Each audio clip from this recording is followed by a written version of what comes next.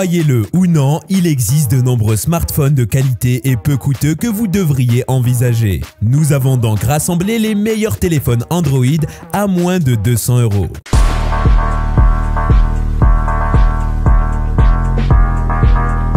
Realme 8 5G. Le premier élément qui distingue le Realme 8 5G des versions classiques et Pro, c'est son écran IPS LCD de 90 Hz, face à l'AMOLED 60 Hz des autres itérations. On note également la présence d'un nouveau processeur, le MediaTek Dimensity 705G. Enfin, le module photo est nettement moins musclé, avec un capteur grand angle, un capteur macro et un dernier capteur dédié à la profondeur de champ. Il se caractérise par son design sobre et efficace. Double SIM 5G, micro SD et prise jack. 2 jours d'autonomie. Sauf que la recharge est lente et trop d'applications sont préinstallées. Au final, il y a tout ce qu'on demande sur ce type d'appareil. Complet, bonne autonomie et performance solide.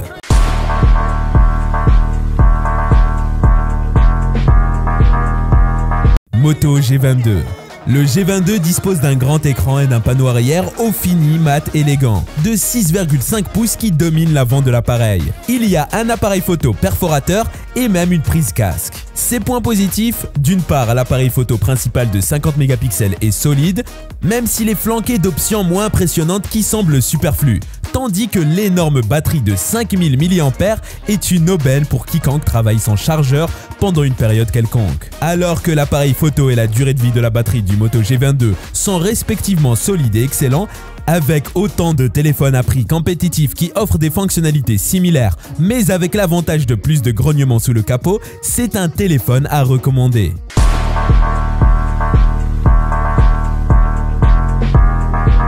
Nokia G21. Un téléphone qui peut se prendre pour un week-end sans penser au chargeur, ça ne court pas les rues. De plus, sa facilité d'utilisation le rend accessible à tout le monde. Du côté des performances, le G21 vous permettra de pouvoir jouer à la plupart des jeux mobiles sur le marché, mais il faudra faire quelques concessions. L'appareil photo et vidéo suffira au commun des mortels et vous permettra quand même d'immortaliser de bons moments. A noter que vous allez pouvoir emmener le smartphone avec vous durant vos vacances à la mer, la piscine, puisqu'il est résistant aux éclaboussures. Sa batterie colossale est de 5050 mAh. Il est polyvalent à souhait et surtout un excellent rapport qualité-prix. Côté moins, il n'y a pas de charge à induction et la partie photo est acceptable. Le Nokia G21 est fait pour durer et nous promet 2 ans de mise à jour logicielle et de sécurité. De quoi être tranquille un bon moment.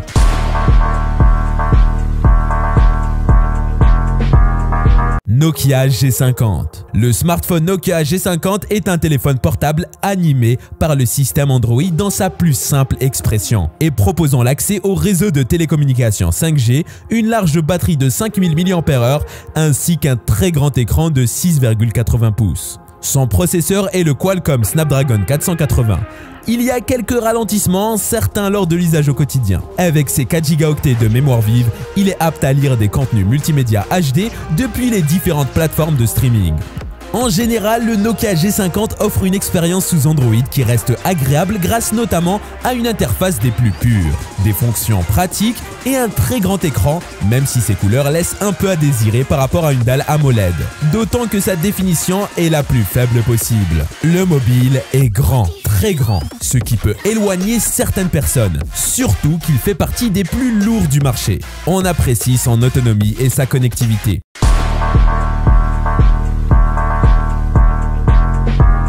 Xiaomi Redmi Note 11 Pro. Le Redmi Note 11 nous a marqué pour son écran OLED 90 Hz, sa très bonne autonomie et ses performances honnêtes. Un design sobre réussi, un superbe écran, un capteur de 108 mégapixels de bonne facture, une autonomie confortable et une charge vraiment rapide. L'appareil est loin d'être compact, il se glisse sans problème dans toutes les mains et ses bords arrondis rendent son utilisation confortable. Le Redmi Note 11 Pro s'offre un processeur Snapdragon 695. En plus de lui offrir une compatibilité 5G, il lui donne aussi davantage de puissance à dépenser sur le multitâche. Le seul point négatif est que les photos de nuit sont brouillonnes. La version Pro du Xiaomi Redmi Note 11 a presque tous les arguments pour devenir un best-seller sur l'entrée et le milieu de gamme.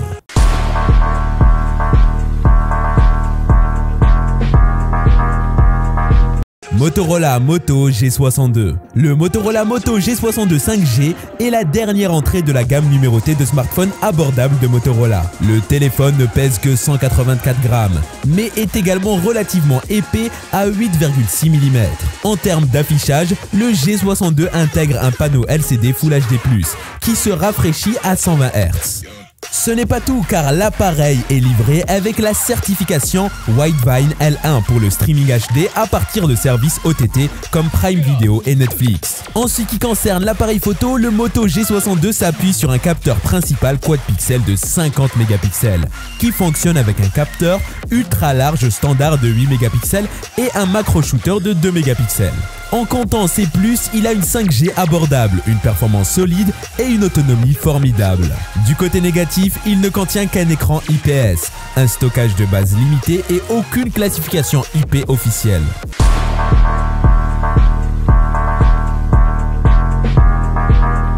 Xiaomi Redmi Note 11. Imbattable sur la catégorie de l'entrée de gamme depuis son arrivée, le Redmi Note 11, un smartphone commercialisé entre 200 et 250 €. À ce prix, il propose des caractéristiques dignes de modèles vendus 2 fois plus cher. Un excellent produit pour celles et ceux qui recherchent un appareil bien équilibré, avec un bel écran OLED, de bonnes caractéristiques, une autonomie de haut niveau et des performances capables de répondre à leurs besoins. Son rapport qualité-prix n'a aucune équivalente sur le marché. Si vous recherchez un smartphone d'entrée de gamme ou qu'un ou une de vos proches vous demande des conseils, c'est vers le Redmi Note 11 qu'il faut s'orienter.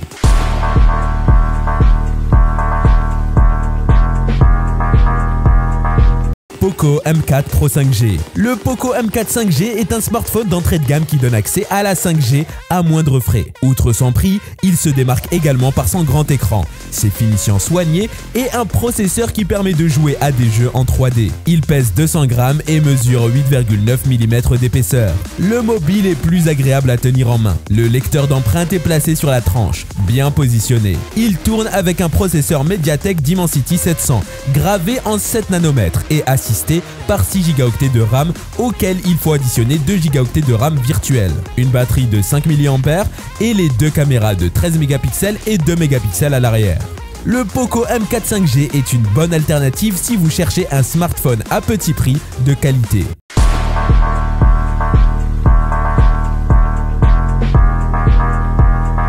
Oppo A76.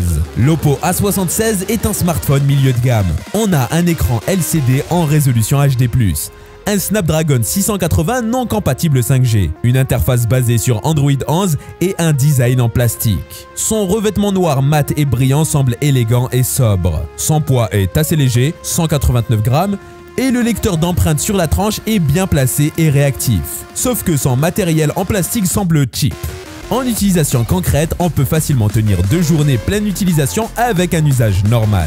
On aime bien la colorimétrie qui est assez bien calibrée avec le modèle Vivid et les fonctionnalités multitâches de ColorOS, ainsi le fait qu'il n'y a pas de surchauffe. Or, la résolution HD+ est faible, aussi bien la luminosité.